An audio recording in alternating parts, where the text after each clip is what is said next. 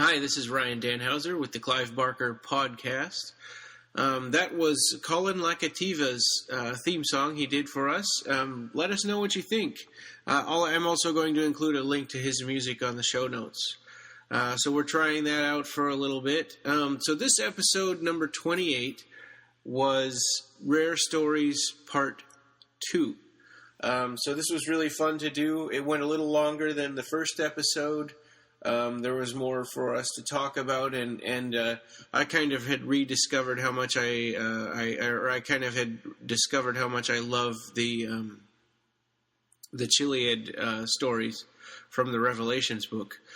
So anyway, this was a lot of fun to do. Of course, it was Jose Leitao and myself, Ryan Danhauser. So enjoy. So we'll start with Clive Barker news. We don't have a whole lot this time around. Clive Barker, for the first time ever, is doing a Q&A on Facebook. Yeah. Unfortunately, as you listen to this, it will be over already. But it's on if you're a fan, you may know about it already. But it's on the 15th of December at 1 p.m. Pacific Standard Time. So that's like, let me see. That's like 2 hours from now, actually, I think. Yeah. Right? It's going to be interesting. Yeah. I haven't come up with any questions for Clive. Have you come up with any questions? No. I mean, I think that, a lot of people are all going to have the same questions. Yeah, and I guess because we're such huge fans, I mean, all the questions we'd like to ask him, I mean, we already know some of the answers because, And I'd be afraid that we would get drowned out by a million people saying, where do you get your ideas from? Yeah, I understand that. But it's going to be interesting anyway, just to see what questions come in, because they're going to be moderated by Alexander Gaspro, and and more specifically, what answers he gives to things that might give us clues. Oh yeah. I mean, it's not the first time Clive has done a Q&As. He's also done a few via Revelations, I think. I remember because I asked him a question once, and he answered that. And I think he's done 2, right, on Revelations? I think so, yes. Yeah. He might have done that. They used the revelatory interview space to when Phil and Sarah call him, they would, now we have a few more questions from the fans. So they some of that. Yeah, that was cool. And it's funny, back then I didn't, if I go back and read those now, I know the people who are some of the people who are asking those questions, like you and David and that's true. I mean, and some of them I actually got to know afterwards. I mean, on Facebook and stuff. Yeah, that's pretty interesting. We're always the same guys, same. Yeah. So that's neat. I think Clive Barker's never been more accessible than he is now. His Alexander Gaspro has really, done a lot to help Clive, kind of get more into the digital space and be more into social media.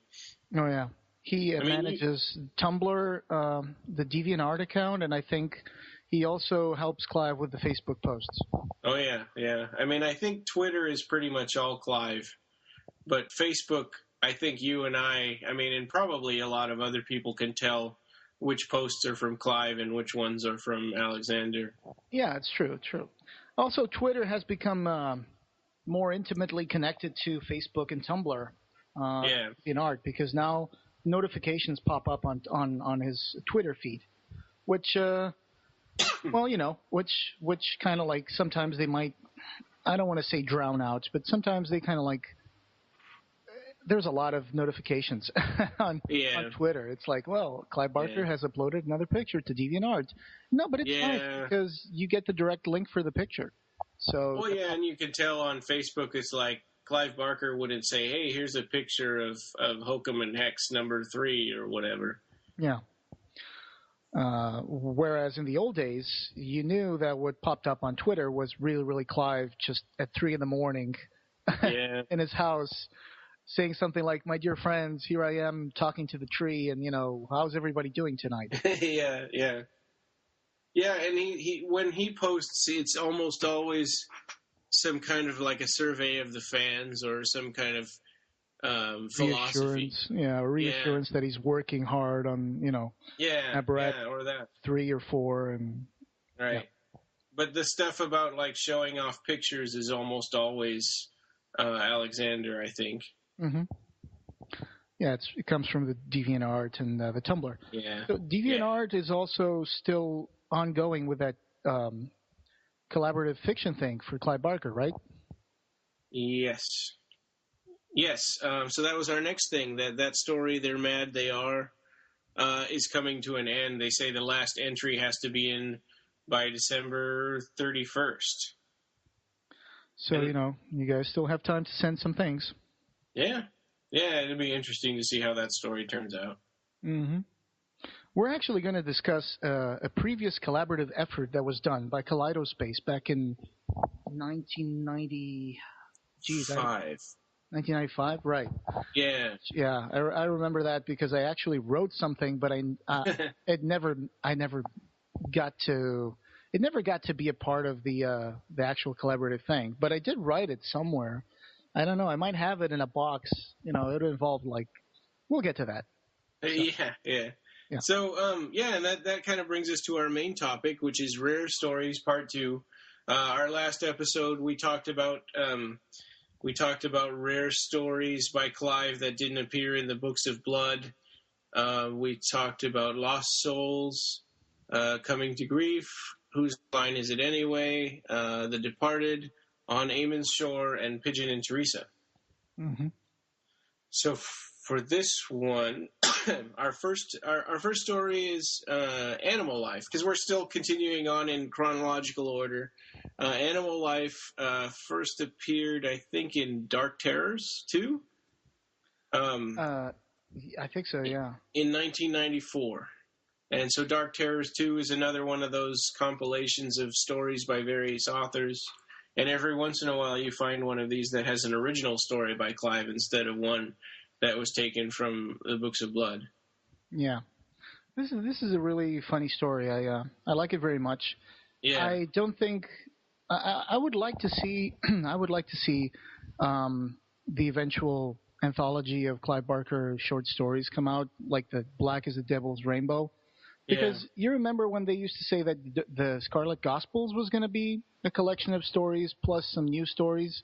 Yeah. And then one of the stories started gaining more prominence, which would be, the one with Pinhead and Harry D'Amour. But what was said 11 years ago was that this was going to be the new collection of Books of Blood. It would be all the little stories that we're discussing now in this 3-part series would be gathered together, and there would be more stories, fresh ones. So I've always been waiting for that.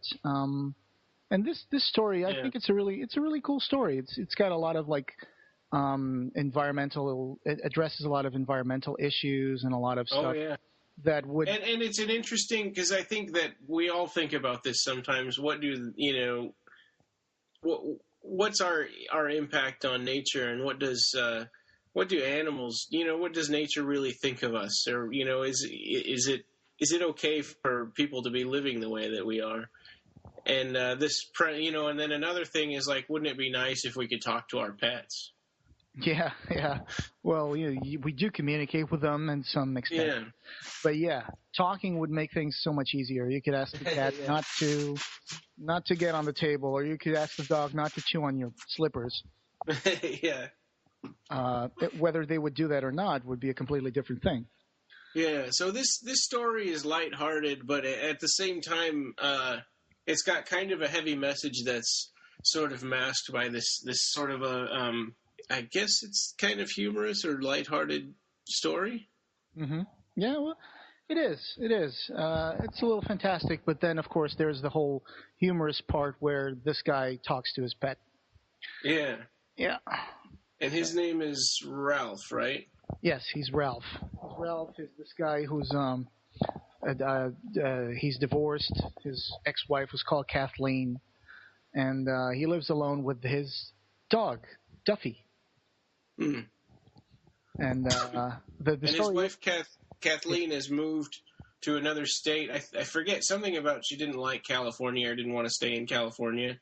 Yeah, I think so. and and this guy, I think he's a contractor or something because he he has a dream. The story opens up with a dream where he's building this pool for someone on Coldwater Canyon, which kind of reminds me of the future Cold Hard Canyon. Yeah. I'm guessing it's the LA area thing. Yeah. So, and he wakes up after this strange dream where he dreams about a pool full of milk. And he wakes up to one of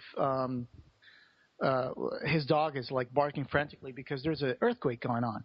And you know, the walls are creaking, the doors are falling open, and, you know, he eventually some of the house collapses on him, and, you know, then we cut away to him being like talking to a neighbor after having his head bandaged and saying, well, you know, you're actually lucky. Yeah, and his dog has run away. Yeah, and his dog is nowhere to be seen.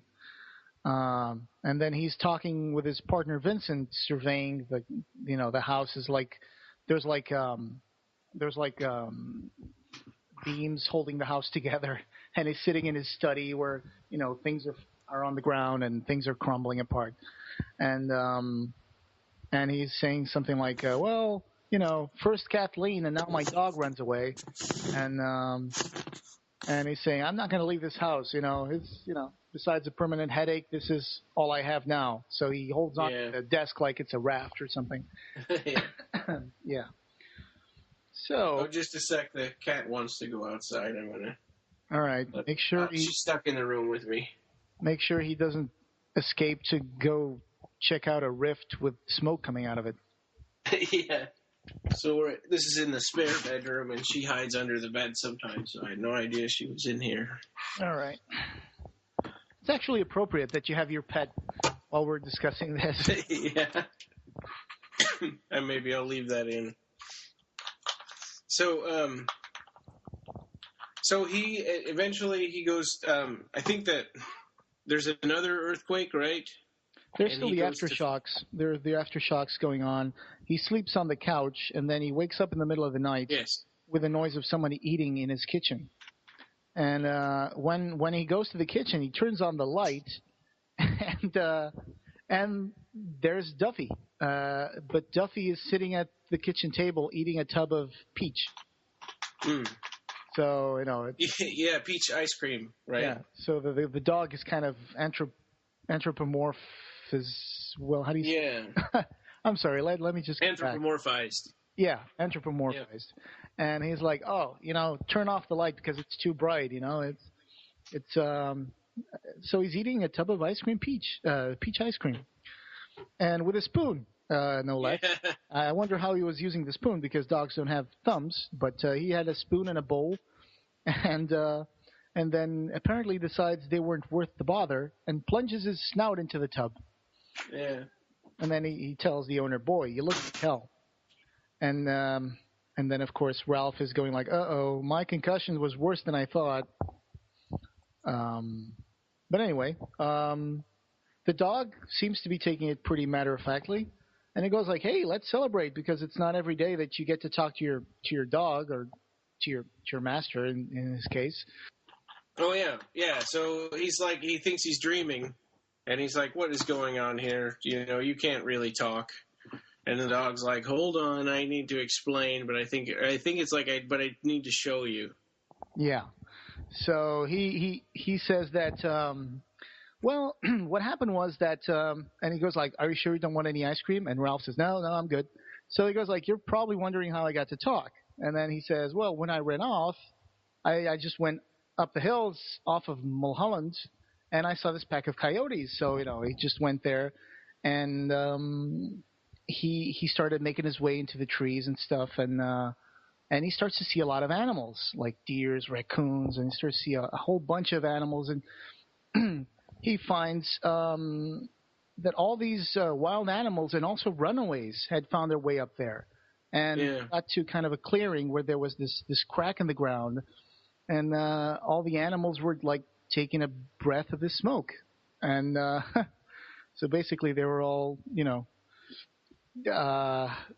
so he does the same, and all of a sudden they all can talk to each other. So it's like an animal version of the Tower of Babel or something. So they all start talking to each other, and then there's this lady that comes out of the earth, which, of course, Clive doesn't really give her a name, but it's almost like it's like Gaia or something, a representation.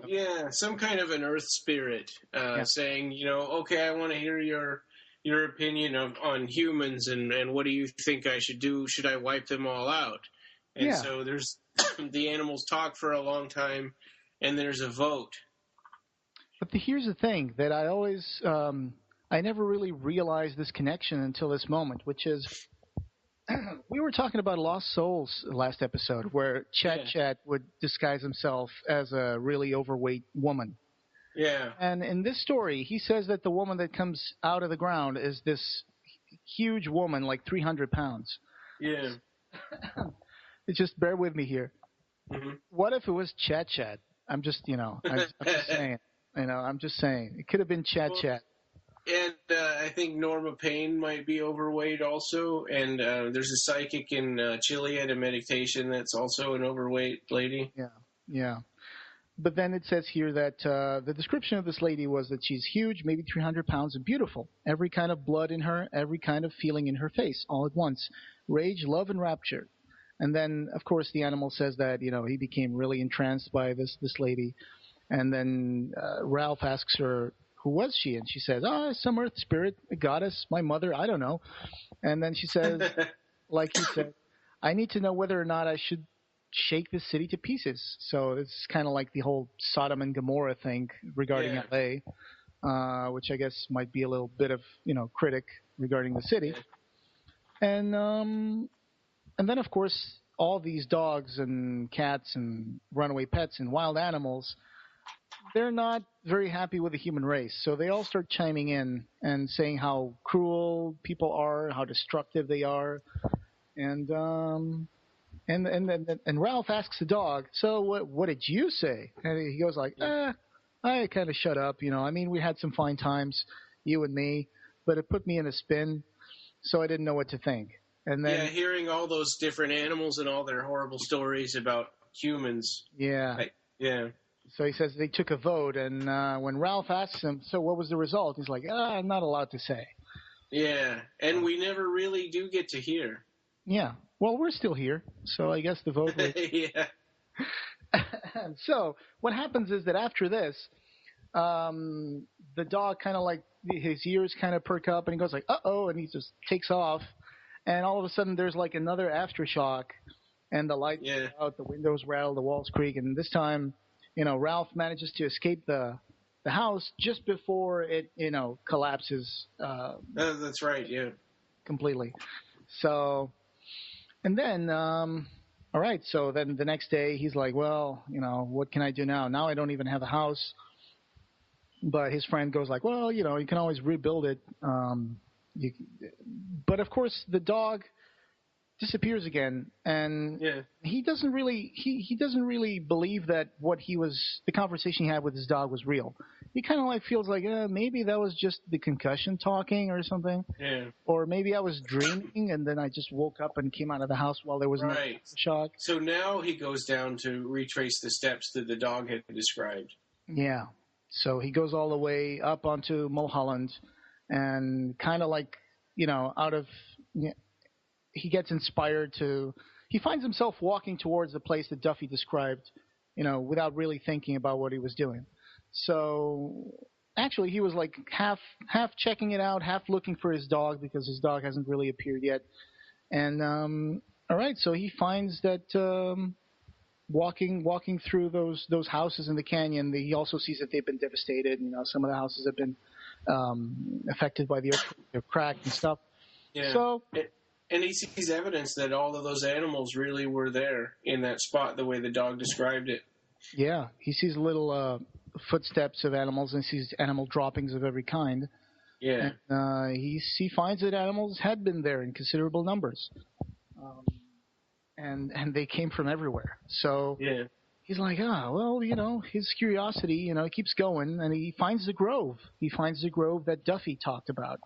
and but there's nothing there. There's no evidence. There's no crack in the ground. Smoke. There is the crack on the ground in the middle of the grove. Oh, there is. But there is no smoke. The ground is cold, and whatever happened there was already gone.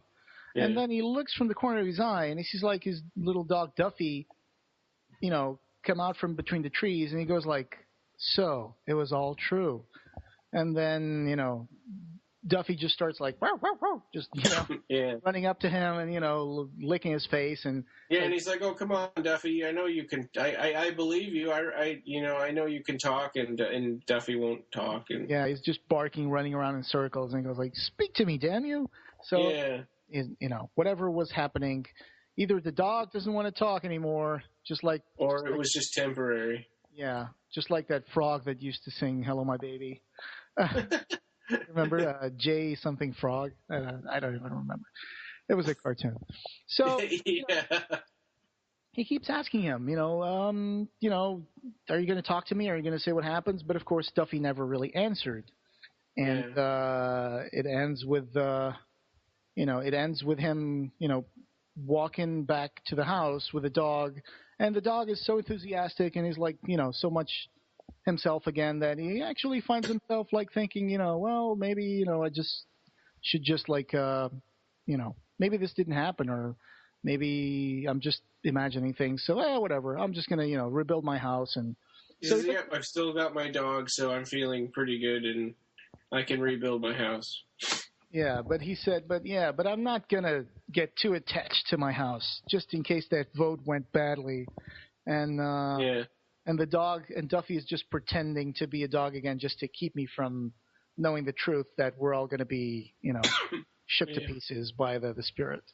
So, it's got a kind of ends on a kind of a positive note with a little cloud in the sky, like it might have been just a dream, or was it? Yeah. So I really enjoy this story. It's really short. You read it in like a couple of minutes, and there's a little image that was posted along with the story on the website Dark Carnival, which is where I found it the first time, because the story has been here for like almost 10 years now. And we'll put that link in the show notes. Yeah, this was published online at darkcarnival.com. And there's this sketch from Clive Barker, which is this man with a dog's head. And funny thing here is that I think little known fact is that Clive used to have a German Shepherd called Lola. Mm. And the image, when I try to save this image of Clive's sketch, the default file name for it is lola.gif. So I don't. It's just a link that I noticed. Yeah. That's cool. Do you remember a picture of Clive in black and white where he's got all the dogs on top of his bed? Oh yeah. Yeah. I think Lola is one of the German shepherds on that picture. So I remember that from the Lost Souls newsletter. So, all right, that was Clive Barker's Animal Life. Cool little story. Check out the link. So our next one, I don't think that I was connected to the internet in 1995. I mean, at least, not in any, meaningful way, but it's a story with no title, a street with no name. And you have more experience with this one, obviously. Well, in '95, I was like a freshman in university, and I used to have access to the internet on the computer lab. So I would invariably go in and Google stuff like Hellraiser or Clive Barker. So I would come up with those old websites that would have like the flashing things and yeah. So you remember. And HTML1. Yeah, and there was this website called Kaleidospace. Kaleidospace used to have a lot of stuff about Clive Barker, and one of their Kaleidospace spotlights was with a feature on collaborative fiction with Clive Barker. So Clive started this story called A Story with No Title, A Street with No Name in '95, and you would have to send in your additions to the story by email, and they would add it to the website. So this was the first collaborative fiction project with the fans that Clive Barker had going. Now there's the second one on DeviantArt, but this was the first one. Unfortunately, maybe it was because at the time it was still 1995, so not a lot of people had access to the internet, I guess, and Well, and there's also that Whose Line Is It Anyway that we talked about on the last episode, but that was only done with other authors. Yeah, right. That was done with other writers, actually professionals. So this was the first one he did with fans, sending stuff. Right. So it never really got anywhere because they had several part ones and then a few part twos, and then as usual this suffers from the old thing where everybody wants to pick up after Clive, but nobody wants to pick up after the guy who picked up after Clive. Everybody wants to follow the master, but they don't want to follow the other guy who just a chapter. So that's and it seems like it was maybe too open and there weren't enough rules, and so everybody just the story branched out into too many places. Yeah. So basically there were only like 13 entries to this, which might seem ridiculous nowadays when you think about it. There was like Clive Barker doing collaborative fiction with the fans, and only like 13 entries were sent. Well, and it is because, the World Wide Web, in 1995, the World Wide Web wasn't much of anything. Yeah. And there was hardly anyone who had access to it. Yeah, that's true. So I remember writing, of course, as usual, a direct follow-up to what Clive had written. But let me go ahead and mention what the little paragraph that Clive wrote was about. Yeah, so you could even just read it because it's not very long. Yeah, so it's like A Story with No Title, A Street with No Name, 1995 by Clive Barker. The street had no name, which fact only served to stoke Vickerell's anxiety further. Hadn't the haggard Mrs. Fischel warned him back in Philadelphia that he should beware three things: stoking a flameless fire, wielding a godless blade, and walking an aimless street? "You'll have a chance to do all three in the next few hours," she'd prophesied, "and I can see as plainly as my own hand," here she'd raised her right hand, which was missing its middle digit in front of her face, "that if you take any one of those three chances, the consequences will be dire." Vickerell slipped a peppermint into his mouth and sucked on it noisily as he surveyed the street. If he turned on his heels now and fled this nameless thoroughfare, he would surely never find the demon who had stolen the great treatise. But if he proceeded, and Mrs. Fischel's predictions were accurate, then he could count the hours remaining to him on the toes of his bare feet. Ha, decisions. And then, of course, we would have to follow up on this, which was a pretty exciting cliffhanger. It's like, all right, so we're Vickerell, and we have a knife, and we're barefoot in a street with no name. So there's like a demon who stole the great treatise. What are you going to do? And I can only mention what my entry was going to be like. Yeah. My entry was going to be that he would be walking through the street, and he would find like some kind of like scream from a woman. He would see a door open in an alleyway. He would get in there, and he would find himself inside this completely darkened room that would seem like another dimension. And then he would find like this demon who had stolen the treatise. You kind of wonder what that treatise is about, or it's interesting. Of course, it's left open on purpose. Sure. And then there would be like this book around, and then I don't remember anymore because this was written like, I don't know, 15 years ago. Well, and there's so much that could be done with that too. It's too bad that it sort of fell apart because. Yeah. You've got one person could be writing about the godless blade, and another person could be talking about the fire with no flame or whatever. And yep, that's true. Yeah. Here's something that I thought was interesting. This little bit of trivia. I remember something about this guy called Fred Vickerell that I think at the time he was in the movie industry. He worked in Clive Barker's Hellraiser 2, I think. So I just So I'm not sure. I think he did something for the Epic Comics Hellraiser 2. Yeah. That there's a story that is by Clive Barker, Malcolm Smith, and Fred Vickerell. So I'm just saying that this guy probably probably Clive used the name Vicarel from this guy. Yeah. I don't know. I can see that. Yeah, because the Epic Marvel comics were from 91, 90. And then he used Vicarel. I remember Fred Vicarel, so I was just always wondered if there was a connection between the real person and the name that he chose for the character. Because sometimes that happens, Like, Millenium was this Broadway stage producer, and that Clive told me on Twitter that he had inspired himself to use that name on Damnation Games. So maybe Fred Vicarel was the inspiration for this Vicarel. I don't know, just making the connection. Yeah. But yeah, so this would have been interesting. There were only 13 entries. Some of them were direct follow-ups, and then there were some stage 2, and I think one or two stage 3 of the story, but it never really ended.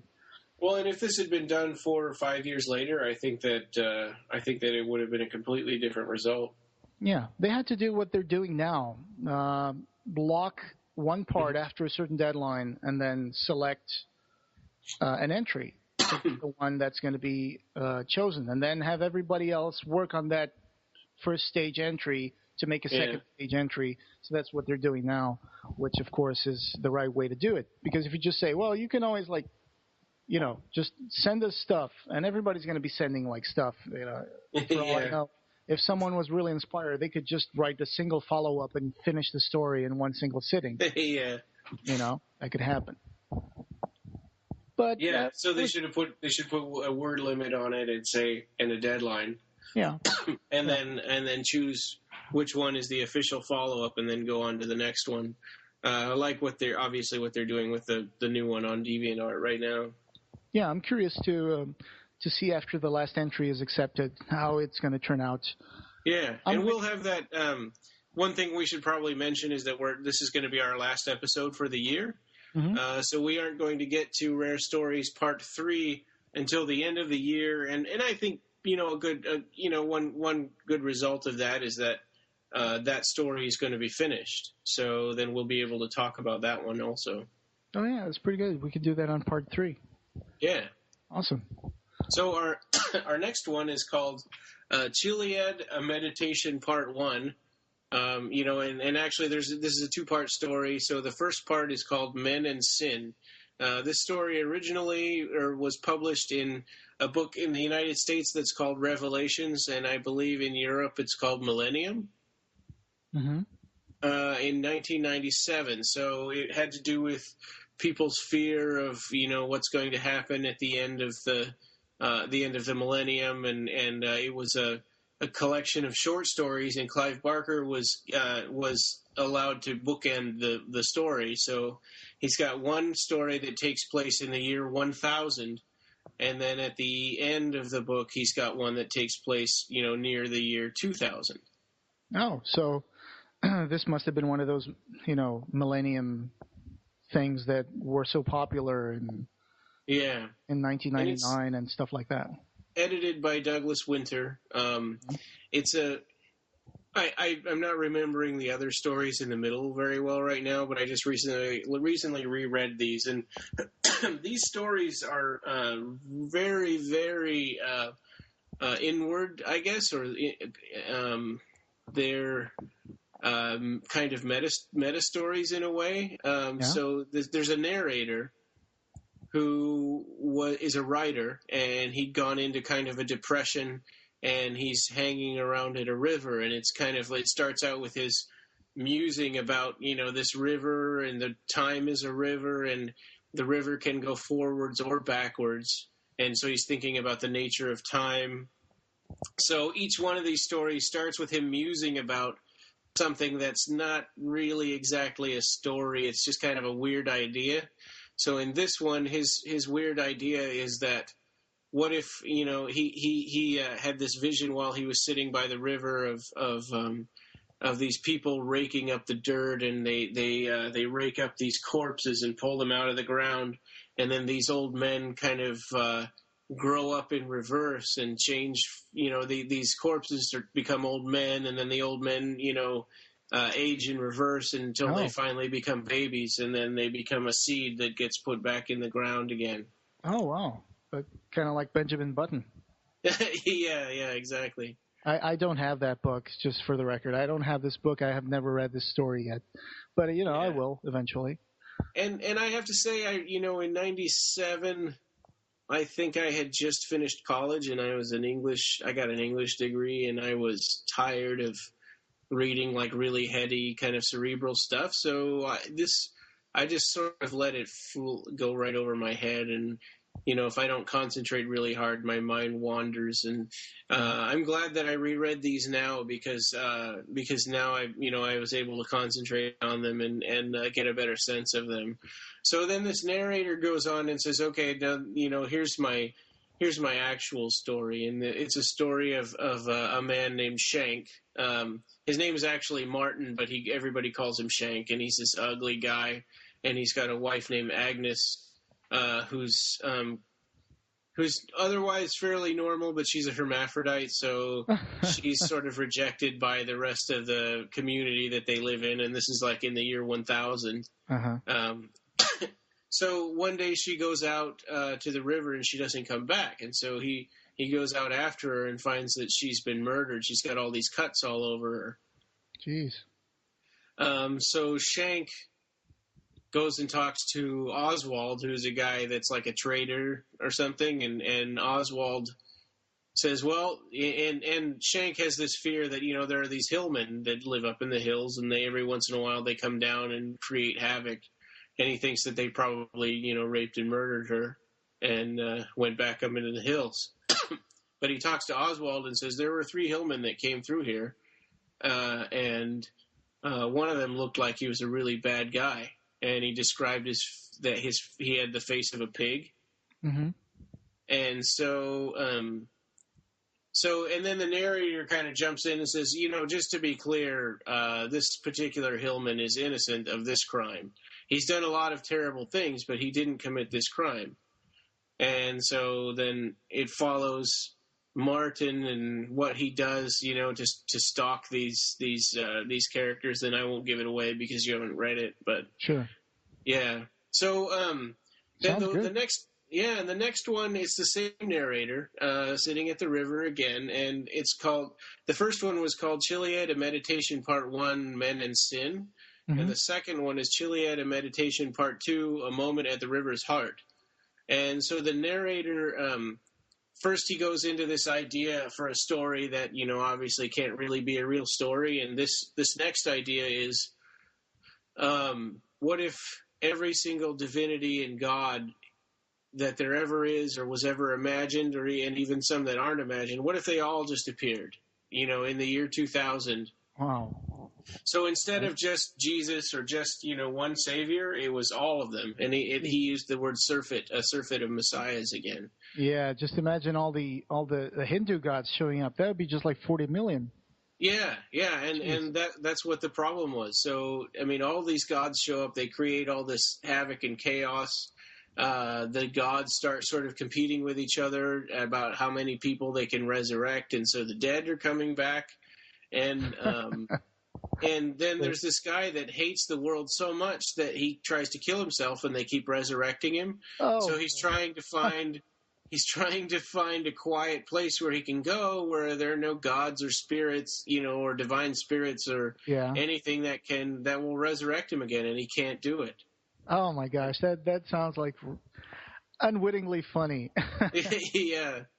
So he's like, yeah, that was my idea. I know I can't really make that into a story, but, he says, okay, here's the real story. And there's a man named Devlin Combs, who his wife had been murdered on the side of the river. And he goes to the police because he wants to find out who the murderer was. And he doesn't, and they... So this is echoing Man and Sin now. Yes. Yeah, okay. Exactly. And... He figures out that the police aren't really going to be able to help him very much, and because they haven't been able to solve the murder. So his dentist, Edward Littlefield, gives him a business card of a psychic. Psychic's name is Shirley Dunbar. Okay. And so he goes to the psychic, and the psychic says, "Okay, you're going to get yourself prepared. Don't eat for 24 hours." And when you come back here, you need to wear leather shoes and like wear clothes that are made out of cotton because you can't have any man-made materials.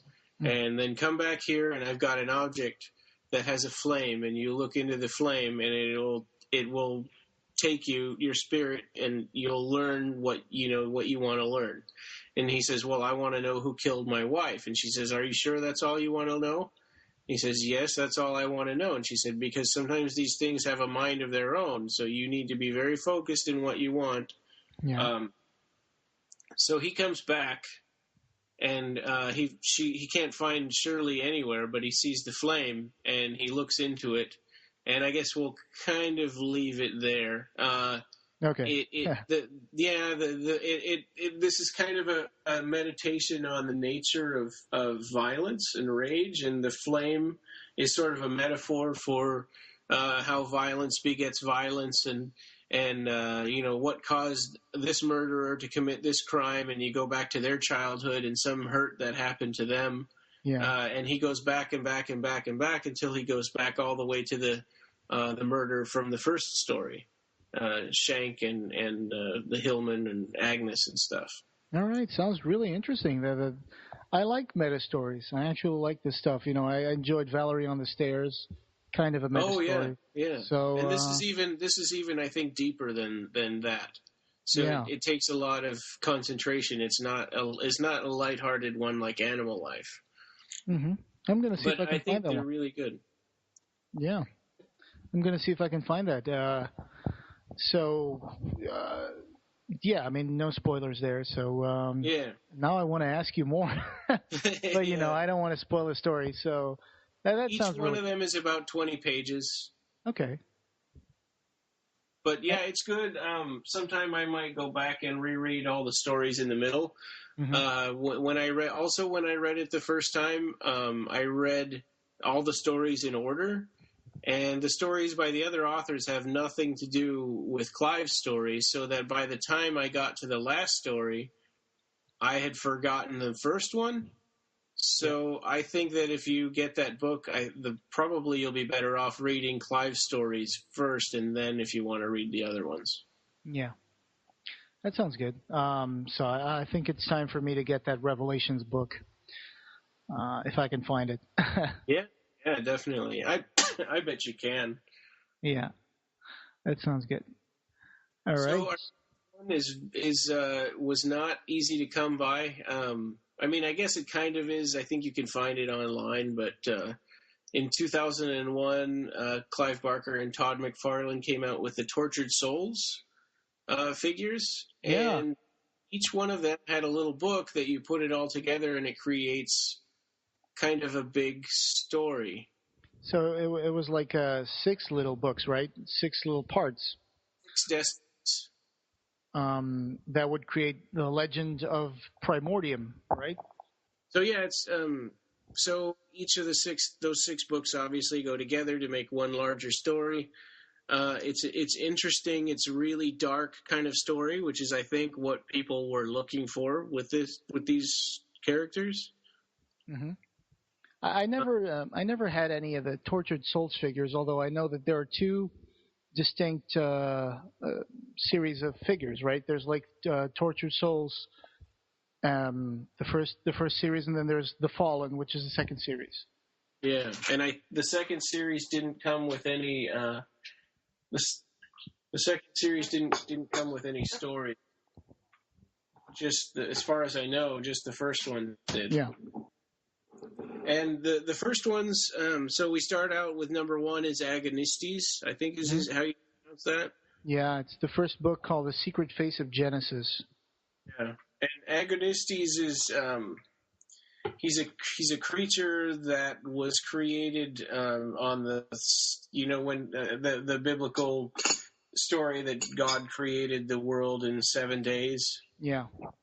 On the 7th day, he didn't really rest. On the 7th day, he was in this sort of fugue state from having created everything. And on the 7th day, he sort of created all this crazy stuff. And one of the things that he created was this creature called Agonistes. Yeah, that's Jehovah. He actually mentions that Jehovah created Agonistes. So, he's basically Well, of course, at the time they did Tortured Souls because McFarlane Toys didn't have the rights to make Hellraiser toys. So basically what they did was, well, let's create our own brand of Cenobites, and let's not call them Cenobites. Let's call them Tortured Souls. So that's why basically they're Cenobites.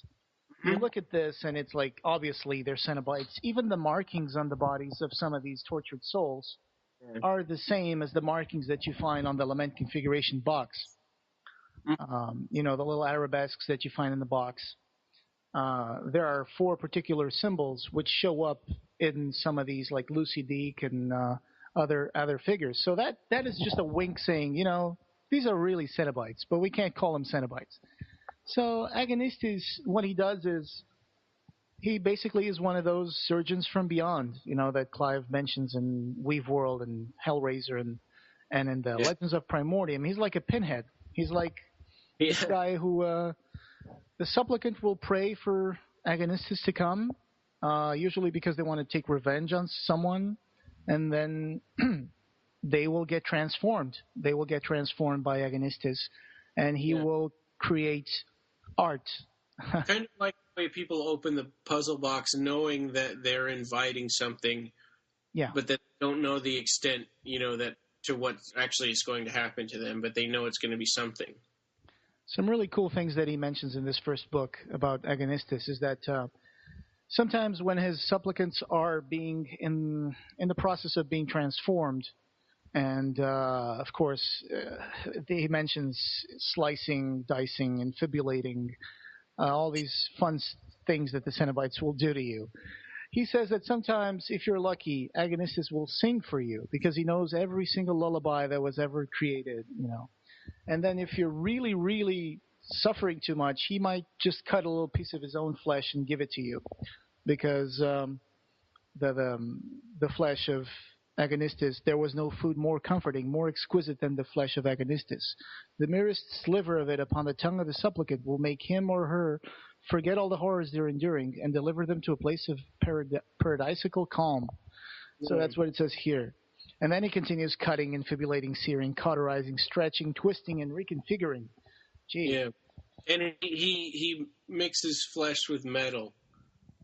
Yeah. He just, he creates these fantastic things, but that's part of the prayer to Agonistes, turn me into my enemy's nightmares. And I don't own these things. I think that I got married in 2001, and so the idea of having these 1 foot tall, grotesque figures all over the house right after I got married was kind of a frightening proposition. So the downside of that is I always wanted to read this story, and it was only last year that I finally got a chance to read it. And apart from the 6-inch figures, I think it was 6-inch, there was also like a huge. Wasn't there like a 12-inch or an 18-inch figure? Yep, there were the 6-inch and the 12-inch figure. Right, that's it. Yeah. So there's even bigger ones. Another funny thing about this first book is that it mentions here that Agonistes does this thing to the people and, to the supplicants, and then the only one who prayed, who screamed so much, and the only one who asked so vehemently to be spared the transformation was Judas Iscariot, who Agonistes actually, abandoned and left him hanging from a tree. So that's the only person that Agonistes couldn't finish his work, and he just left him there hanging on a tree. Yeah, because he was whining too much. Yeah, and then there's also Pontius Pilate, who also went under his knife. So this takes place in our Earth and in our history, but at the same time, like we discussed before the podcast, at the same time, it's like the city of Primordium is this city that was like the oldest city ever constructed by man. Yeah. But so it's got a lot of like ancient Roman decadence about it and corruption. But it takes place, we think, in present time, although it's not, it's kind of purposely vaguely described. Yeah, because there are guns and there are cars, right? Yeah, but it also feels like a city that's cut off from the rest of the world, like the city is sort of an island by itself. Yeah, I was telling you before this that it reminded me of the whole thing where there's like this city slightly out of phase from the rest of the world, like the city in Jericho, like that thing, or like the Dominions, which are just like separated by a mist or something like that.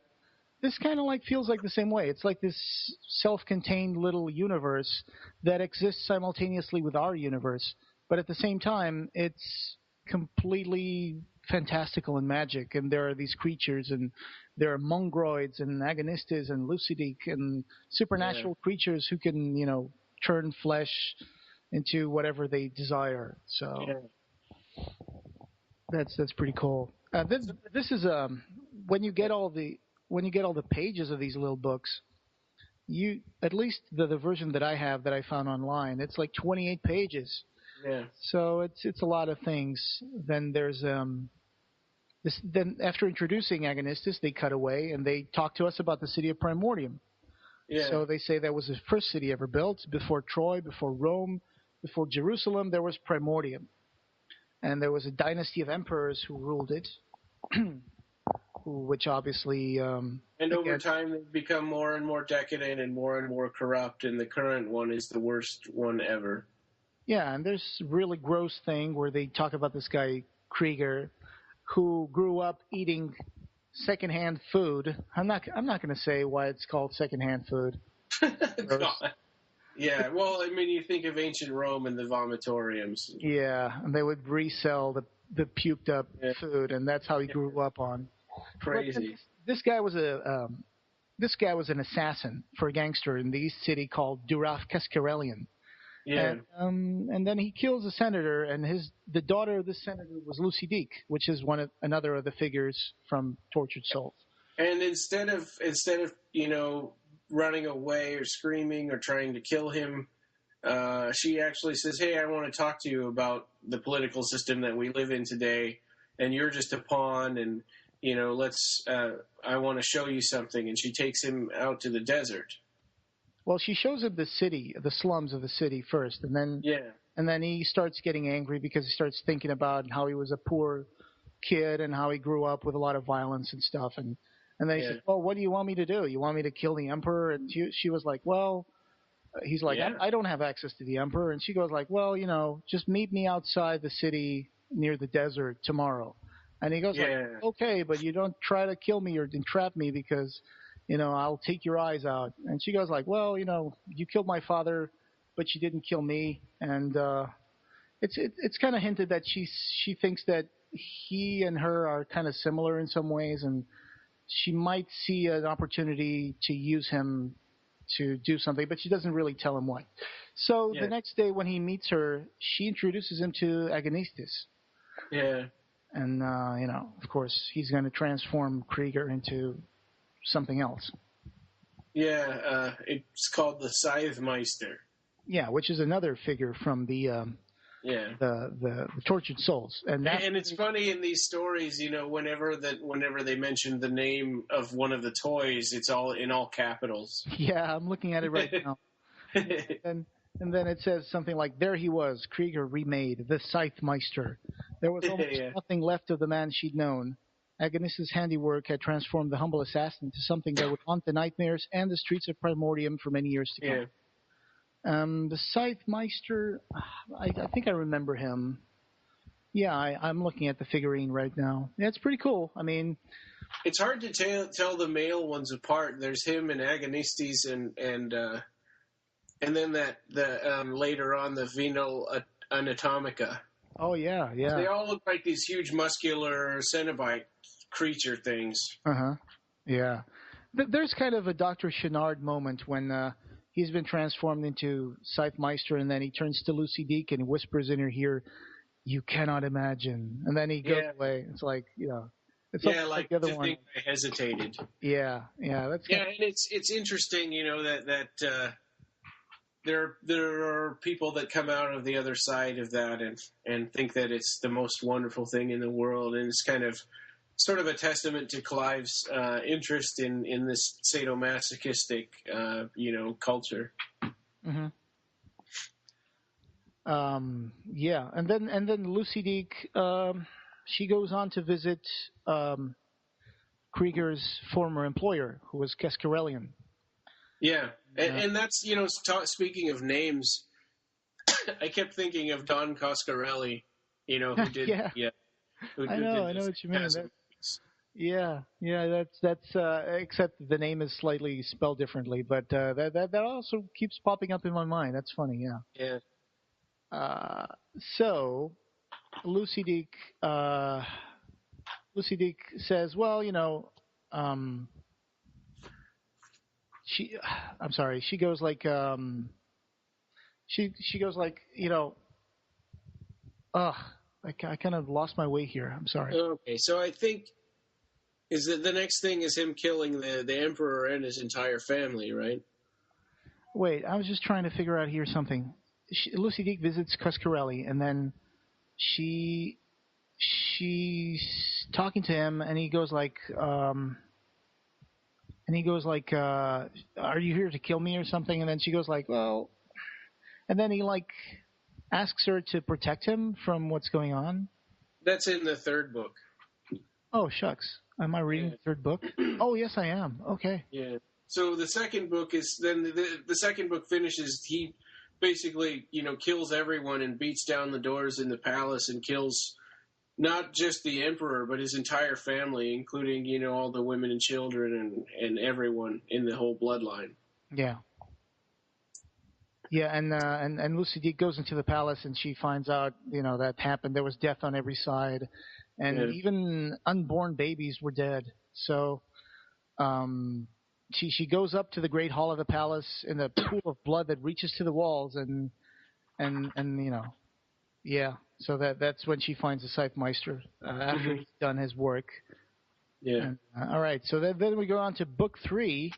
Yeah, and the gangster Coscarellian is a little bit afraid of the Scythemeister, and he has this nagging feeling that it's Zarls Krieger, his assassin, is this creature, the Scythemeister, and he knows that one of his spies saw Lucy Deek talking to him, so he kidnaps her sort of gently. He's trying to just gently kidnap her because he doesn't want to make her angry. He wants to be respectful. Yeah. But his sons are jerks to her anyway. Yeah. They taunt her, they abuse, they humiliate her, and then they take her to Cascarellian. So she asks him, "So you want to kill me? Why don't you get on with it?" And he asks her, "You were there in the palace, right? And you have something to do with this creature." And so he asks if she can. She asks him, "Do you think I can protect you from what's coming your way?" Yeah. And he goes like, "What? It's coming my way?" Yeah, and she goes, "I don't know, and I don't care." Yeah. So, yeah, and she says, "You know what? If you want to keep talking to me, we need to go outside." Yeah, and she leads him to the desert. Yeah, she goes like, "Well, we'll go wherever you like. I want to go out into the desert, away from the city." And the sons keep saying to each other, like, "This is crazy. This is stupid. Why are we doing this?" Yeah, and we know what's going to happen because, obviously, we know what's going to happen. So, of course, she introduces him to the Scythemeister in the middle of the desert. No, wait, actually, she introduces him to Agonistus. I think she was hoping to. Yeah. She actually introduces them to Agonistus because he sees this figure and he goes like, "Whoa, is this the Scythemeister?" And she goes like, no. And then it's the Agonistus. And he goes like, "Well, don't get close to me or I'll kill her." And she says, that's not Krieger, that's a man called Agonistus. He has God's fingerprints upon him. Yeah. And that's when, he and then he stabs her in the heart. Yeah. And then he runs away and he goes back to his house and turns it into a fortress and spends like a week, behind closed walls and starts to relax. But then there's a wind that comes out of the west. And just when he's like falling asleep in the bathtub one night, he hears her voice. and it's a woman, and she says, "Look at you, naked as a baby." Yeah. And it's Lucidique. She's been transformed. She didn't. Well, she might have died, or she didn't die in front of Agonistis, and he used her to turn her into a living weapon. And it's really cool that he's in the bathtub, and she just sweeps her scythe and takes off his scrotum, so she castrates him.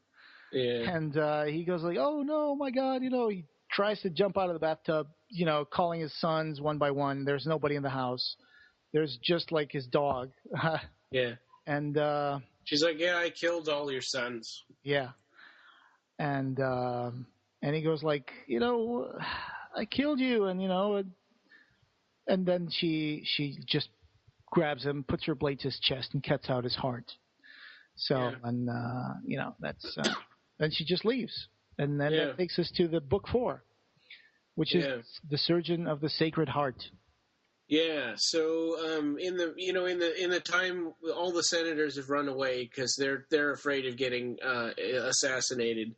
So that leaves generals. The army generals are running the city.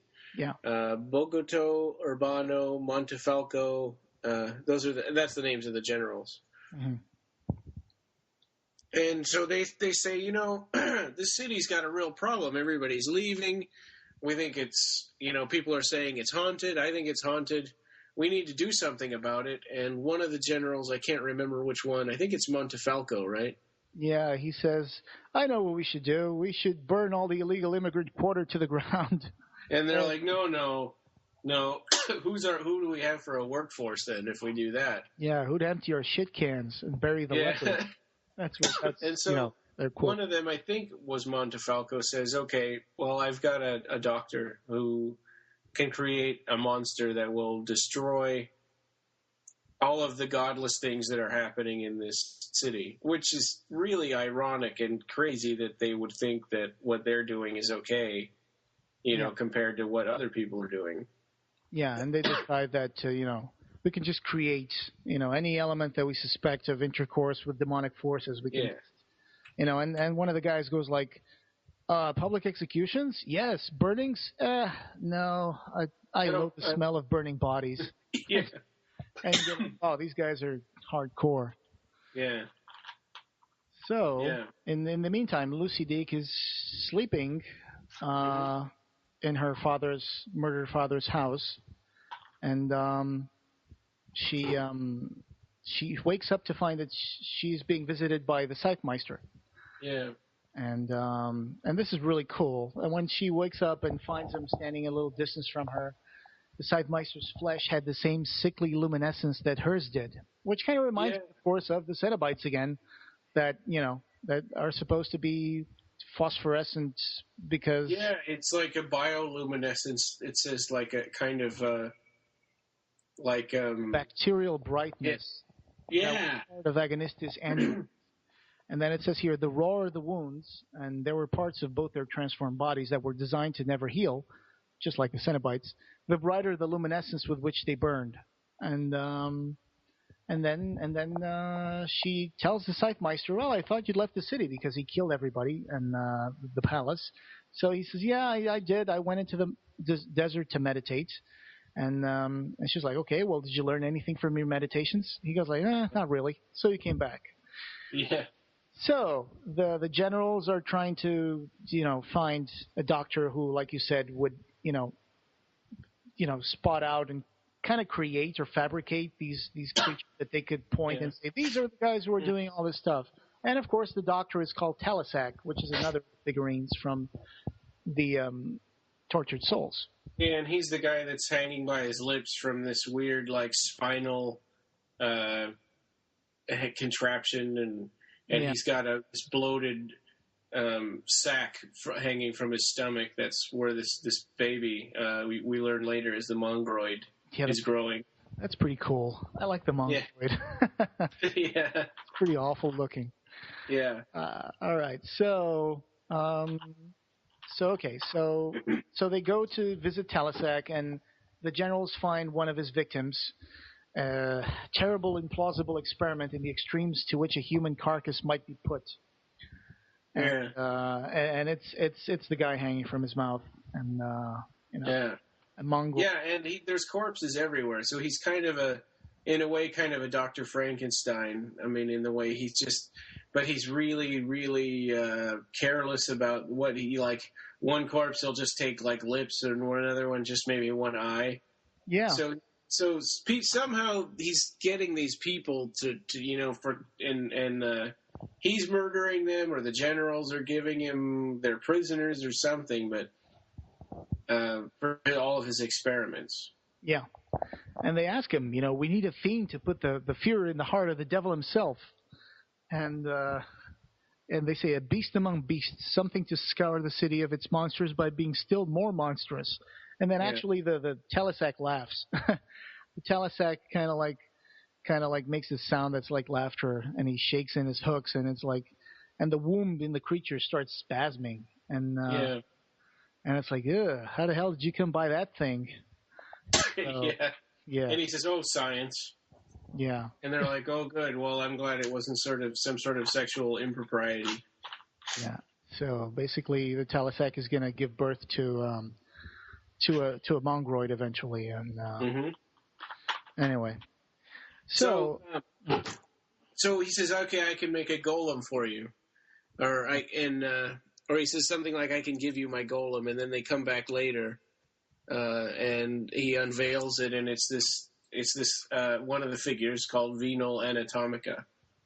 Yeah, which is another cool figurine. I really like Venal Anatomica. And I think then now we're in this fifth story, right?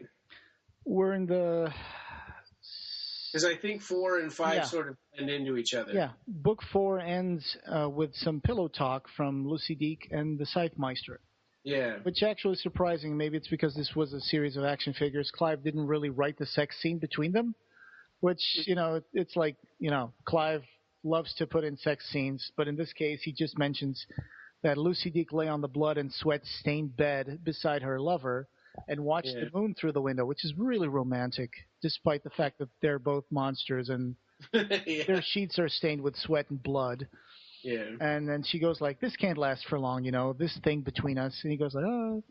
And then this is really funny because they're monstrous as they look. I mean, you just look at the figures, and this is like a conversation between a couple of regular lovers. And he goes like, "Why can't this go on?" And she goes like, "Well, two of us, two monsters, are going to find some happiness together. It's against nature." Yeah. Yeah. But they want to stay in the city and see, the fate of Primordium. Yeah, and at this point, I have to ask, if Lucy Deak is staying at her father's place, why doesn't anybody know that she's there? Why don't the generals know that Lucy Deak is there? Well, they know there's that is weird, but they know there's something going on there, and they don't like it. Yeah, but then they feel like they have a responsibility to watch it to the end, to watch Primordium go up in flames to the end. So he says, well, let's stay in the city because this is... this is going to explode in one way or the other. So one of the generals, and I confuse them, I don't remember which one is which, but one of the generals went to a psychic named Greta Sabatier. Yeah. And she does tarot cards, and she said, look, there's death all around you, really close. I think that you need to get out of the city. It's Bogota. Bogota, yeah. And he says, "Oh, really? Are you going to be getting out of the city?" And she goes, "Yeah, actually I am." And she says, "I'm going to," and I can't remember the name of the city she's going to go to, but it's interesting. Here we finally hear that there's another city, but she has to go across the desert where she was murdered by bandits. Yeah. So it's like, wow, then this is present day. A person can't leave a city without getting killed by bandits. Yeah, the city's called Calix. Calix, that's right. Yeah. And then so it's a really interesting world that they live in. It's got elements of present day and elements of medieval times. And here's another funny reference, which I'm going to mention, is that the house of the murdered senator, where Lucy Dick lives, it's on Diamanda Street. So I'm guessing it's a reference to Diamanda Galas or something like that. I'm pretty sure it's got to be. Oh yeah, and just like there's a Diamanda character in Aberrat. The Aberrat books. Yeah, in the 25th hour, is it? Yeah. So yeah. So everybody's left Primordium to go to other cities or the country. And so what what we got now is, I'm sorry. Oh, so okay, so Venal Anatomica, the big massive 9-foot tall golem, goes to the house where Lucidique and the Scythemeister are, because they've been hearing reports that there's this sex going on, and it makes this unholy noise, and people think that it's haunted and they're afraid of it. So they send Venal Anatomica, the golem, over there, and so Scythemeister is out in the garden picking flowers, and he doesn't come back. And so Lucidique goes out to find out what's going on. I think this is already book 6, right? I can't. 4, 5, and 6 all sort of blend together, so it might be. Yeah, and and they discover that Lucidique is staying in the house in Diamanda Street. So that's when she sees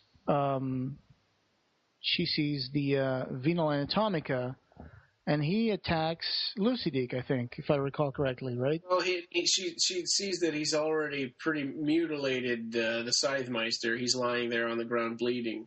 Right, from 100 places, and then she. Yeah. Right, yeah.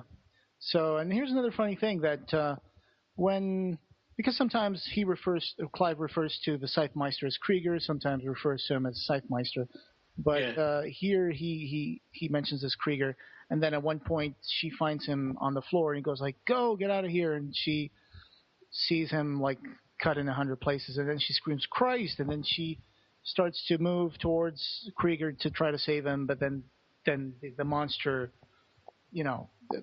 tries to attack her, and that's when she runs away. Oh yeah. She's running around through the yard, using her knowledge of the property to try to, to lose him. And she goes and hides in a tree, and she thinks, okay, as soon as he comes down, gets under the tree, I'm going to jump down and cut his throat. She says, I saw him, I know he breathes, so if he breathes and I cut his throat, he's going to die. Yeah, and the monster has just killed Krieger and drops him on the floor, and then she runs away. She runs into the desert and tries to find Agonistis. Maybe to give Krieger back to Agonistis to see if maybe. Well, and she had also cut the Venal Anatomica. She cut his eyes out. Right. So he went under the tree and he sniffed around and he knew there was some kind of a trap. So he went back and he got Krieger, the Scythemeister, and he was holding him up like a puppet and kind of waving him around, and he was like mostly dead. And he was like a dry husk. He's like his skin has dried up on his bones or something. Yeah, and she couldn't before he had a chance to put Krieger down, she jumped forward and cut out his eyes, Venal Anatomica's eyes. Yeah, and she leaves him to rage among the roses. Yeah. Yeah. And this creature, the Venal Anatomica, became pretty much useless after it lost its eyes. Yeah. And then they cut away to the Talisac, giving birth to his Mongroid. Yeah. And and it's like the Talisac is telling the Mongroid, "Hey, I'm your father, come here." Yeah. And it's going around sniffing the corpses, and it's not interested in the corpses, and then it licks the blood from, its birth, and it's like, "Hey, I like that." And he's like, No, that's bad. You don't like, you can't be eating blood. Yeah. And but then, of course, its stomach opens up and it turns into a gigantic mouth, and you can see it on the figure. Yeah. And it eats him, and that's it. He says, like, "Oh, Jesus Christ," or something like that, and then he's dead. Yeah, so the Mongroid eats the doctor, right? Yeah. Yeah, it bites him in half. Yeah. That's that was to be expected. Yeah. So, and then it says Talisac's innards, with their lower half removed, simply fell out of his body. Uncoiling innards, followed by liver and kidneys and spleen. The genius of the hospice of the Sacred Heart stopped screaming. This kind of reminds me of that doctor at Frankenstein in Love. Have you read the play? Yes. Yeah, the guy who keeps doing these weird experiments with like corpses and stuff like that. Yeah. This that's a really for a play. That's a really gory. Yeah, that's true. Yeah. Well, yeah. Dark play. So Venal Anatomica is now known as the Blind One. Becomes something of a joke because he was really bulky and strong, but he never managed to compensate for being blind. And so now all he does is like flail and scream and wail and cry and stuff.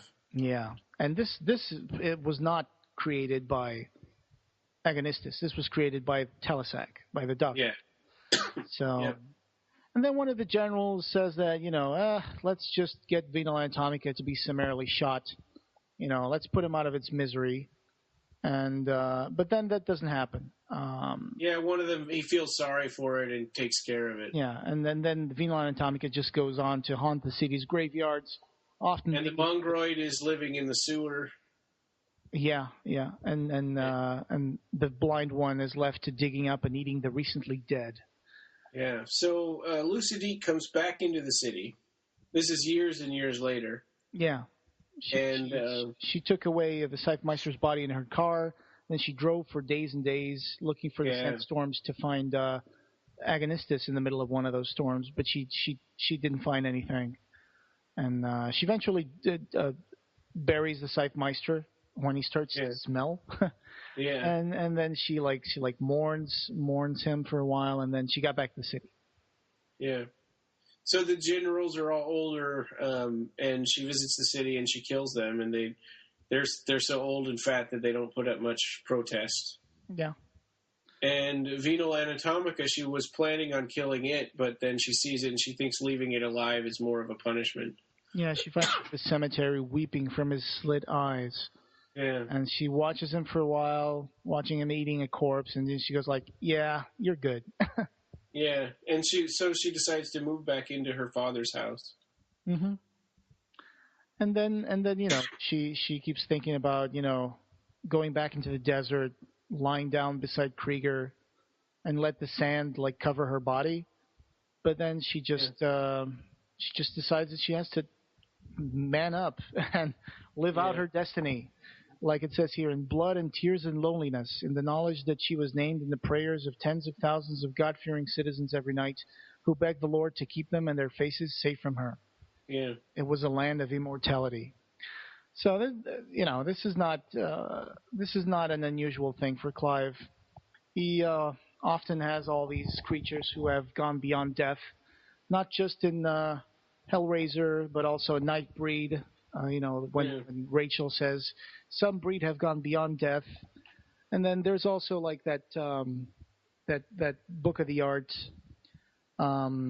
where you have that guy that African American guy who is caught by this jealous husband in Everville. In Everville, and then it's like he gets hurt really bad, and then he dies, but his ghost still becomes a character of the story, and he's still going, and then eventually finds the Zarathustra, make him a body in Quiddity. And it's like nobody ever dies in these things. Nobody ever dies in Clive's books. I mean, even villains, they never really die. I'm trying to find some kind of character that would be completely obliterated in Clive's stories. Having a hard time. Maybe, I don't know. Maybe a Pexamendius or something like that is the only guy who truly gets destroyed. Yeah, I mean, there's no sequel to Magica, so we don't know. But... Yeah, which, I would love to see a sequel to Magica. Yeah. I mean, that would be a huge thing. Although when you really think about it, I mean, there's no place to go after that, at least that I can think of. I mean, I'm sure Clive would find a way. But, Gentle's gone.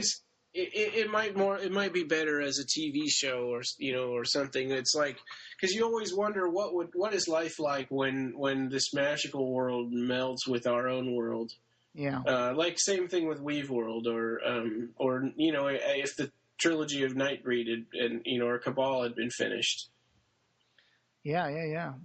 So I always wondered, if in the future we might have something like that. I mean, who knows? The fact that, for example, Tortured Souls was almost a movie, Yeah. which was going to be adapted and directed by Clive Barker, but then it never happened. It didn't. Yeah. It didn't move out of limbo. Well, it's good that it's like either if it was adapted and directed by Clive Barker, that would have been great. But it's good that it didn't go the route of Saint Sinner. Oh yeah, Saint Sinner. Jeez. Yeah, because somebody could easily say, "Oh, we got something here. I want to use this, but not any of this other crap," and they would rewrite it, and it'd be a completely different thing with just the same name. Yeah. And that could easily happen to something like this. Sure. Yeah. I mean, we talked about, just for the listeners out there, we talked about the Tortured Souls movie that never happened in episode 19.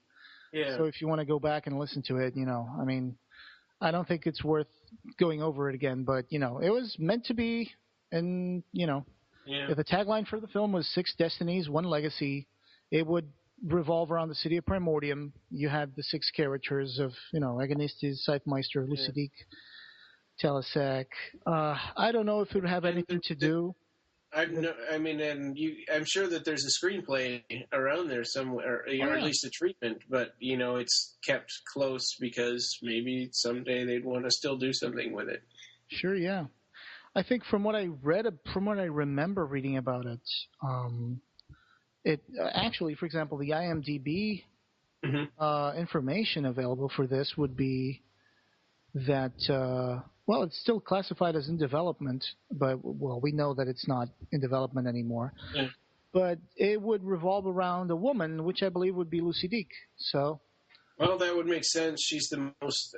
She's the character that's the most sympathetic. Yeah, I just wonder if there will be any kind of resolution to her character that is not present in the story, because having the story just finished like that would be a little unsatisfying. Well, and it would be hard to feel sorry for Zarls Krieger, because, I mean, even when he's an assassin, before he's the Scythemeister, his favorite way to kill people is to disembowel them and strangle them with their own entrails.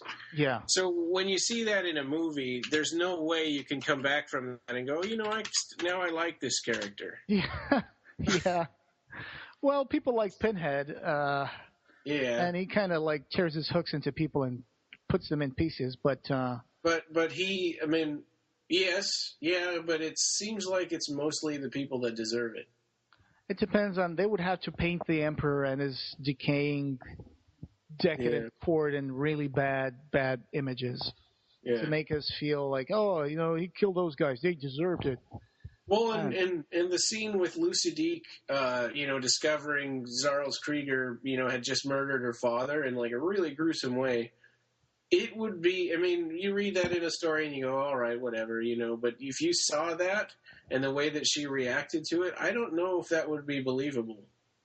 Yeah, in the story, there's actually a section where after they are in bed, like the scene we talked about earlier, she says, well, I don't think happiness is for us, and, you killed my father, and, and it's like, yeah, then why did you just have sex with him? Yeah, she's like, you killed my father, and he says, well, you led me out into the desert and had me turned into this. And she goes, yeah, okay. That's some kind of they're even now. Yeah. She says, I keep thinking about Inigo Montoya. You killed my father, prepare to die. Yeah. Yeah, she's a lot more concerned about the politics of the city than she is about, her father. I guess it's like, hey, I'm a monster, you're a monster. There's no other monsters around here, so now I have to live with my own kind. Mm-hmm. Something like that. You kind of get this feeling that that's what they settle with. Yeah, and it's like, oh, you murdered my father. This is a teachable moment for you. Yeah. And I'm going to take the time to educate you about the way things are and the way you're being used. Yeah, I don't know. And then she kind of blames the Scythemeister for leaving her in the desert to be changed into Lucidique by Agonistes. But the Scythemeister was nowhere to be seen when the gangster kills her, stabs her in the heart, and leaves her behind for Agonistes to work on. Scythemeister wasn't even there. But she kind of blames him for not being there. And I think she was hoping that he would be there. Well, in all, it's a nice little story. I think there are some things that I don't really understand about it. Like, for example, when does this happen? What is the timeline for this story? Where is Primordium? Is it still in the same? Why is Primordium so radically different? It would be a really delicate thing to try to adapt this into a movie, and I think that's the thing that I'm afraid of. I don't know. I wonder if maybe it's better off being the way that it is now. I would prefer if this would be a movie, if it was a completely fantastical realm or something like that, because seeing Lucy live in a city of Primordium with an emperor, with a decadent... Yeah, and it's like he's an emperor of one city? Yeah, and then she takes the Scythemeister's body in a car and drives into the desert. So, isn't this like, there's a vomitorium? I mean, what kind of like timeline are we talking here? Because it would look strange. I think it would. And if you try to move out of the city and into another city, you get killed by bandits. Yeah. So I don't know. There's the only thing. I don't think it's meant to be held up to too close a scrutiny. That's what my fear is, that if you try to adapt this into a movie, that's what you run into, and then you have to change it a lot. Yeah. I guess Clive had a lot of limitations writing this story. It was supposed to be an action figure line, and probably he couldn't get too extreme with this, even though after saying this, he does get pretty extreme because he mentions like pretty gruesome images. Extremely. At least it's extreme in violence. Yeah. And also the characters are all pretty detestable. I mean, except for Lucidique. Yeah, except for Lucidique, who's still... But although towards the end she kills indiscriminately, too. I mean, it's mentioned in there that, people look at her funny. She takes revenge. And then at the end it says that the city dwellers are praying not to see her face because she's like a monster now. And, she has a reputation. So it's an open ending. You don't really know what's going to happen. I guess they might have thought about picking up for the second series, The Fallen, but that never happened. So, but yeah. Well, and there were, for me, the only incentive for getting these figures is the story, and the second series didn't even have a story. Right. But they did the same thing for another set of toys, right? Another set of figures. Yes, it's not exactly the same. Clive wrote written descriptions of each character, so it doesn't add up to make a story exactly the same way. Okay. And I haven't read them, so I don't really know, but that's the description that I read of it. All right, but then he wrote another story for Jump Tribe, right?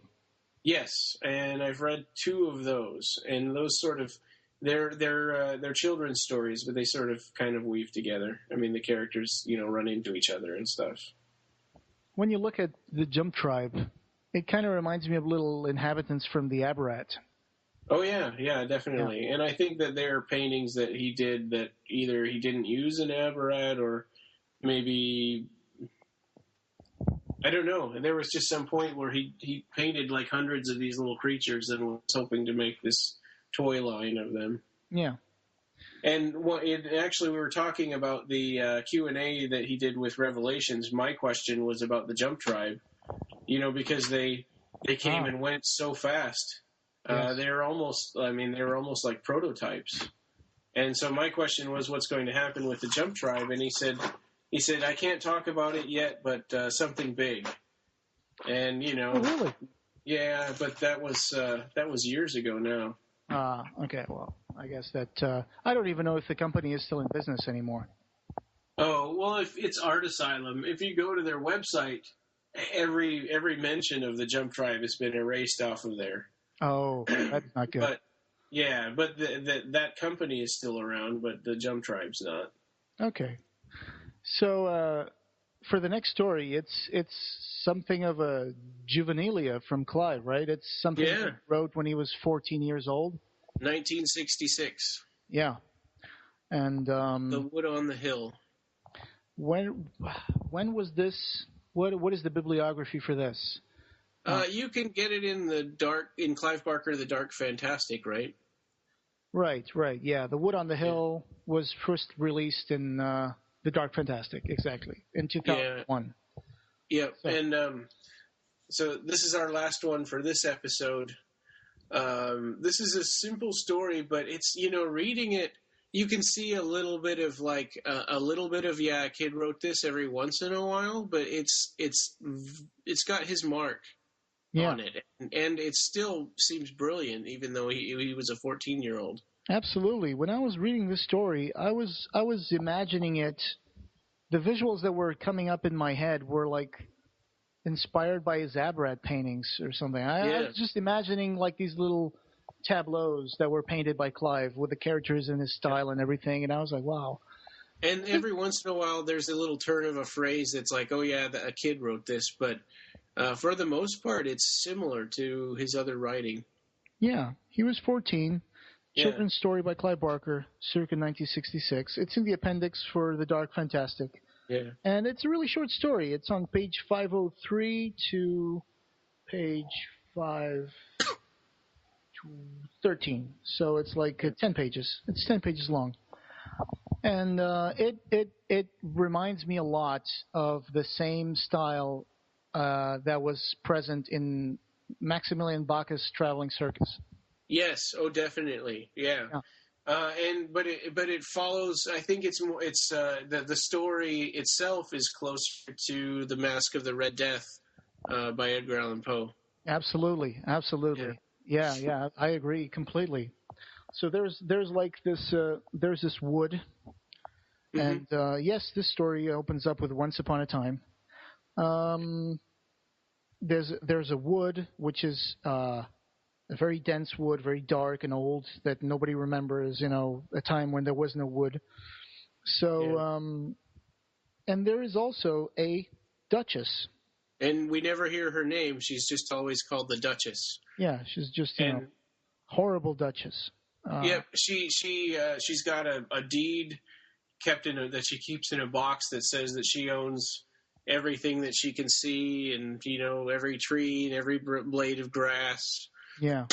And it's, sort of, it's really interesting, way back in 1966 that a 14-year-old was thinking about this idea of, who can, like Chief Self, from the Northwest said, who can own a tree? He made that line, Oh. And it's interesting that, way back when he's 14 years old, he's, wrestling with this idea. How, just because you say you own something doesn't mean just because you have a piece of paper that says you own something doesn't mean you really do. Yeah. And then he kind of plays on that because he says, well, this made her very, very happy. But she was also exceedingly vain. So he kind of lets us know that, she was just happy to say that she owned everything, but she really didn't own everything. Yeah. And of course, this is going to be proven further ahead.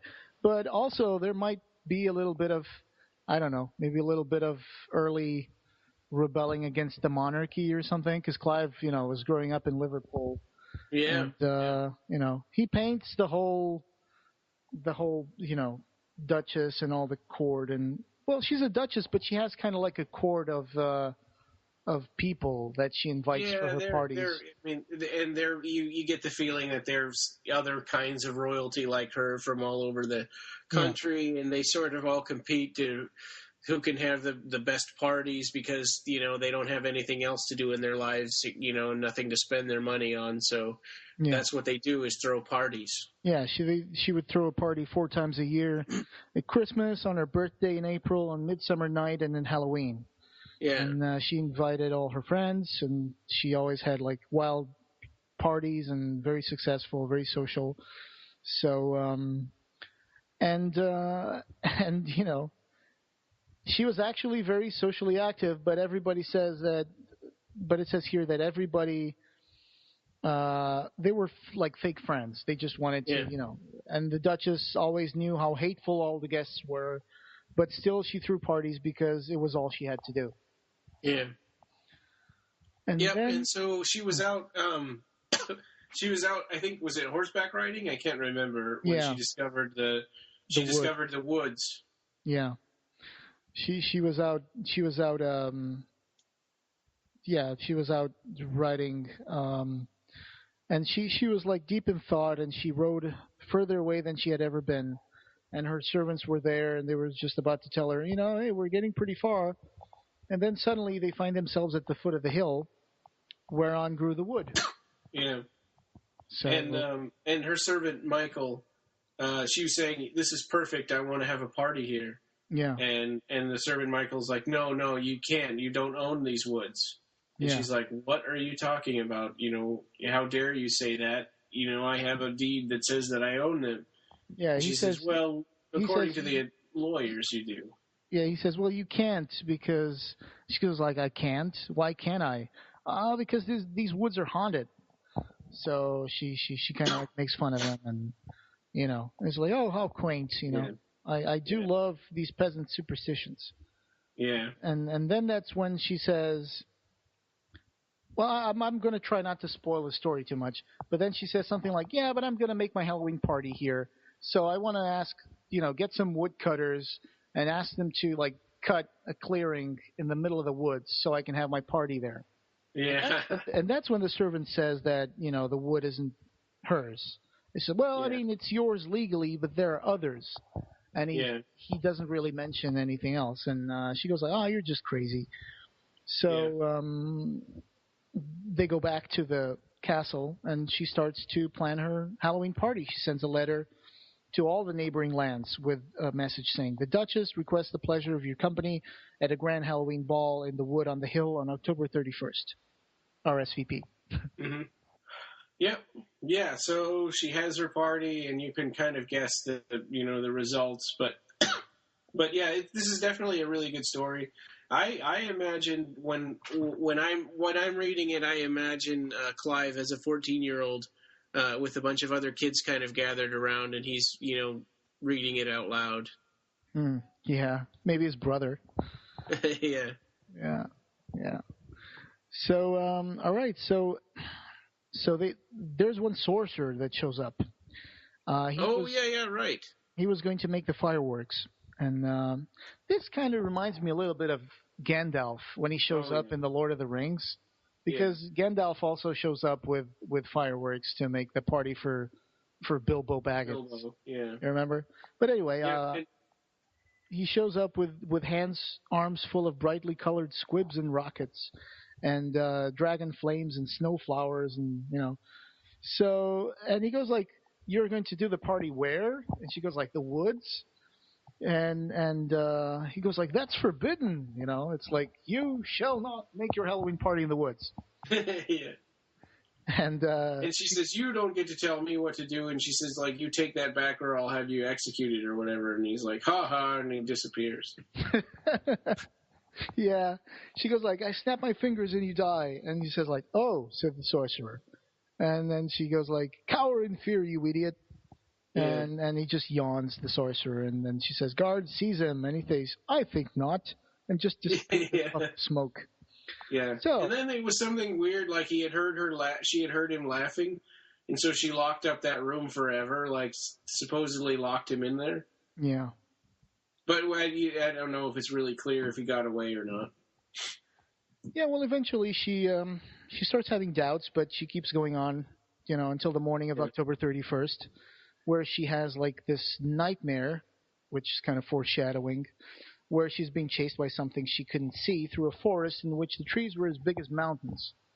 Yeah. And then she finds some of the guests that she invited for the party, and she sees that they turned into things and animals. Like some guy's head is turning into a gramophone. Some guy's nose is turning into a horn. Some face of a pig or something like that. Yeah. Then she wakes up and she goes like, "Oh well, sun is shining, birds are singing. It was just a nightmare. It must have been something I ate." So she asks the cook be fired, and then she goes downstairs, and then she goes to the hill. Okay, this October 31st, she goes to the hill, ready for her party. Everybody's decked out in their regalia. And she has some second thoughts, but it's like, well, it's already in motion, so I'm not going to stop it now. Yeah. So actually the party is pretty successful, and the clearing is full of people by 10 o'clock, and they're all eating, dancing, laughing. And she had this thing where she would have all the lights extinguished at the stroke of midnight, and everybody would take off their masks and reveal who they were because it was a masquerade ball. And then, of course, there's the countdown, and and there's midnight, and it's like 1, 2, 3, 4, 5, and then someone sees some shadows moving in the forest. Yeah. And then, of course, you count down to 0, and something happens, which I don't think. Do you think we should spoil it, or do we just? No, I think everyone should read this story. Yeah, everyone should read it. It's on The Dark Fantastic. It's the authorized biography of Clive Barker by Douglas E. Winter. So really cool. I just got myself a hardcover this week, and bought it in Amazon for 1 pence. Oh God! Yeah, I just paid for the shipping practically. I got it here. I'll show it to you on Skype after I'm done. And that's always kind of a gamble because you don't know what kind of shape something's going to be in when you buy it like that. But it sounds like yours was pretty good. Yeah, for 1 pence. I mean, geez. Even if it's a little used, I mean, it's fine. Yeah, I like that book a lot. I'm going to use this book to travel when I go back to the United States. So I'm going to take it with me to read it on the way. That's a good idea. Yeah. So yeah, that's Clive's story back when he was 14. And I mean, it's amazing. You think about what kind of stories that you and I might have tried to write when we were that age. Yeah, I actually have some.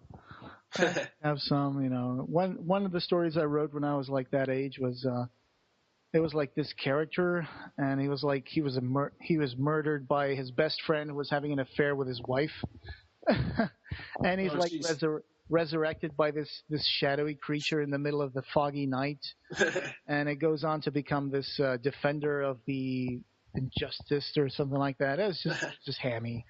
Yeah, that's cool though. Yeah. Hammy. Anyway. Well, I guess that we've kind of reached the end. You can reach us on the web at www.clivebarkercast.com. This podcast is on iTunes, so please leave us a review. We have a Facebook page, and we can be found on the Occupy Midian group, where we're admins there. Yeah. On Twitter, we're at BarkerCast and at Occupy Midian. And the forum is www.timewinds.com/Clive/forum. All right, so that was pretty fun. And if you guys get to track down and read these stories, I hope we didn't spoil it too much for you guys. So. Yeah, these are great stories. I mean, no matter how much we describe them, it's still not the same as reading them, so you should do that.